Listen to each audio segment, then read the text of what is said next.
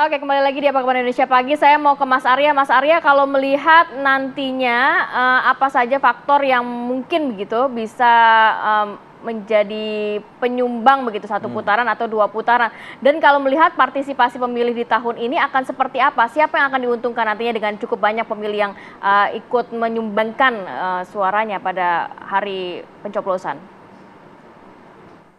Ya baik, kalau bagi saya pribadi, memang faktor yang cukup penting dan krusial itu adalah debat ya. Karena debat punya tingkat exposure yang besar.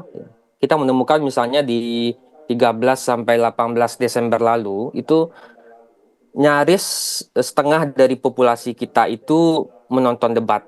Dan itu kita perkirakan angkanya akan naik kembali, mungkin mencapai titik tertinggi di angka 60 persenan ya, 60-65% di putaran ketiga dan putaran kelima debat capres. Debat ini jadi tren baru bagi pemilih kita, karena melalui debat orang bisa lihat gagasan, pikiran, prioritas dari para capres dan cawapres. Karena debat itu penting, saya kira tentu kandidat dan pasangan tim sukses harus memberikan betul-betul prioritas dan fokus untuk memastikan bahwa kandidat tersebut bisa perform dengan baik di debat. Itu yang pertama, saya kira ya. Yang kedua, saya kira soal pemilih partai. Kita menemukan di survei itu split ticket voting atau cross ticket voting itu masih cukup tinggi. Memang ada beberapa partai yang pemilihnya sudah solid betul ke pasangan capres yang didukung partai. Misalnya partai, untuk menyebut beberapa ya, Partai Gerindra dan Partai PKS. Tapi partai-partai lain cross-nya juga masih besar. PD Perjuangan misalnya, itu yang diharapkan bisa mensupport pasangan 03 di atas angka 75% dari total pemilihnya, itu baru di angka 64,8. PKB juga misalnya terbelah dua, 46% ke Pak Anies dan 31% ke Pak Prabowo. Nah, beberapa pemilih partai misalnya yang juga berada di 02 juga masih ada cross. Pemilih PAN juga misalnya cross juga ke pasangan 01 gitu ya. Jadi memastikan bahwa pemilih partai ini dapat solid itu menjadi PR juga. Makanya belakangan dalam 2 minggu terakhir, 1 minggu terakhir kita melihat misalnya betapa kandidat dan partai mulai menyadari satu gejala split ini, sehingga kemudian pergerakan kampanye kemudian difokuskan pada daerah-daerah yang menjadi basis partai. Pasangan Pak Ganjar misalnya fokus beberapa hari ini di Jawa Tengah, pasangan 01 Pak Anies juga fokus di Jawa Timur, begitu juga misalnya pasangan Pak Prabowo. Jadi ada semacam kesadaran juga di level kandidat bahwa balik ke kandang pemilih partai itu juga penting untuk memastikan itu. Nah, yang ketiga yang ingin saya katakan adalah tentu juga kita harus melihat orang-orang yang undecided ya. Kalau pemilih yang sudah mantap, mungkin probability dia untuk ke TPS mungkin saja lebih besar dibandingkan orang yang belum masih bimbang atau belum mantap. Di kita itu orang yang belum mantapnya di angka 10 persenan. Dan ini angka yang memang bisa dimaksimalkan dalam putaran debat ya. Seperti yang tadi Aji sampaikan, mungkin saja profilnya adalah orang yang menengah ke atas, tinggal di perkotaan dan segala macam. Dan yang ketiga ya angka swingnya. Orang mungkin sudah punya pilihan. Misalnya dipilih pasangan X. Tapi ketika dia ditanya apakah Anda mantap dengan pilihan itu, mungkin saja dia belum mantap. Bisa jadi dia belum mantap karena dia ingin komparasi program satu kandidat dengan kandidat lain. Karena efek debat juga tidak hanya punya efek pada pemilih partisan yang semakin menebalkan keyakinan seseorang untuk memilih, tapi efek debat juga akan memoderasi pilihan atau mengoreksi pilihan.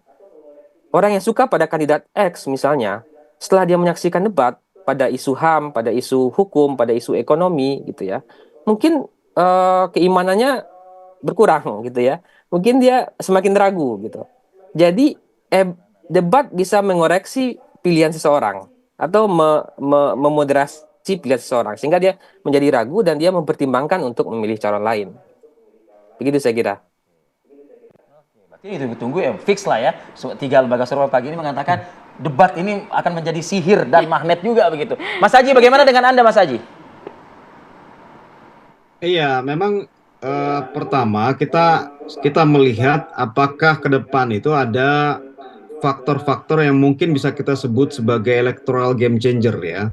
Ya salah satunya adalah faktor debat tadi ya, karena memang selain penonton debat yang mencapai kurang lebih 50% dari populasi, saya melihat memang ada satu tren yang berbeda ya. Jadi pasca debat ya, eh, eh, debat yang kemudian disiarkan oleh TV, oleh media-media konvensional itu kemudian viral di berbagai media sosial ya. Pernyataan-pernyataan para capres ya, ada statement-statement penting itu kemudian menyebar di berbagai macam platform media sosial sehingga membuat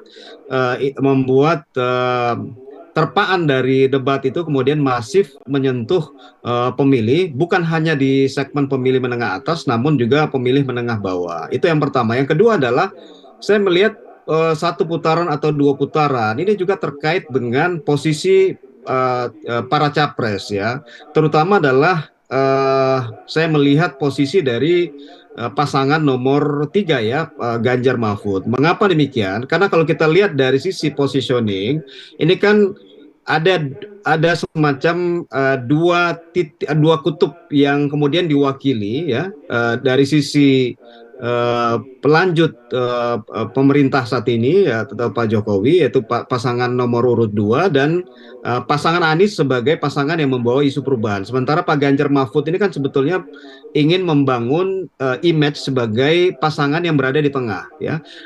Konsekuensi pasangan yang berada di tengah itu sebetulnya ketika pasangan di kiri kanannya membesar, maka yang di tengah semakin kecil ya. Nah, ini persoalannya. Saya lihat bahwa ada semacam tren ya, bahwa di sebagian pemilih kelas menengah atas ya, itu kemudian semakin banyak yang bergeser ke pasangan nomor urut 1 ya, apalagi pasca debat kandidat ya. Sementara di pemilih kelas menengah bawah kita melihat trennya semakin banyak yang lari ke pasangan nomor urut 2 ya. Jadi kalau kemudian pasangan nomor urut 3 ya tidak mampu ya menahan lajunya ya migrasi ya pemilih di dua kelas tadi yang berbeda ya, kelas menengah atas cenderung lari, sebagian lari ke 01, sementara di kelas menengah bawah sebagian lari ke 02, maka memang ada potensi satu putaran di situ kalau kemudian ya pasangan Prabowo Gibran mampu memaksimalkan ya dukungan dari pemilih pasangan Ganjar Mahfud ke mereka ya, baik dari sisi tadi grassroots maupun secara teritori ya. Secara teritori misalnya dari survei yang kita temukan di Jawa Tengah itu ada memang pergeseran yang cukup signifikan ya dari awal November survei yang kita kerjakan hingga akhir Desember 2023 ya, di mana walaupun ya pasangan Ganjar Mahfud masih unggul di Jawa Tengah, tapi keunggulannya tidak setelak di survei-survei sebelumnya. Begitupun di Jawa Timur kita lihat ada perbedaan, ada pergeseran yang cukup signifikan ya pasangan Prabowo Gibran dibanding pasangan Ganjar Mahfud. Yang kedua adalah saya setuju tadi dengan pernyataan Mas Kennedy ya, bahwa ada faktor partisipasi, atau kalau kita lihat dalam tradisi campaign di negara-negara luar ada istilahnya get out the vote ya, kemampuan dari masing-masing kandidat, masing-masing tim sukses ya untuk bisa memaksimalkan pemilihnya datang ke TPS. Jadi kemampuan ini sebetulnya akan tergantung pada bagaimana mesin partai politik, bagaimana mesin relawan, bagaimana mesin tim pemenangan dan lain-lain untuk bisa memaksimalkan pemilihnya yang kemudian mendukung mereka untuk datang ke TPS. Ya, ini kemampuan ini yang memang akan kita lihat dari ketiga kandidat ini, apakah kemudian uh, kandidat yang mana yang lebih mampu untuk bisa mendatangkan pemilihnya ke TPS. Itulah yang kemudian bisa juga akan mempengaruhi dinamika suara di saat hari pemilu di tanggal 14 Februari 2024. Baik, baik. Oke Mas Aji, ini terima kasih banyak Mas Aji dan Mas Arya dan juga Mas Kennedy. Tapi yang jelas ini masih cair ya. Nanti juga angka masih Masih bisa ada berubah-ubah. Masih ada kesempatan 3 nih. kali lagi kan sesi 3 kali lagi debat. Betul, Kemudian yang juga bisa dipotong-potong lagi gitu kan. jadi viral lagi Viral lagi. di media sosial ya. Dan juga ini juga kesempatan juga untuk kita semoga di tahun ini agak berbeda nih dibandingkan tahun sebelumnya ya. Iya. Pemilihnya nanti lebih banyak lagi. Makanya datang ke TPS ya kan. Jangan nggak datang ke TPS. Terima kasih Bapak-bapak. Terima kasih Di akhir Bapak-bapak. pekan dan di Akhir penghujung tahun. tahun 2023. Mas Arya Fernandes, Mas Haji, selamat tahun baru. Terima kasih, selamat Mas tahun Kennedy, baru. selamat tahun baru Selamat juga. tahun baru.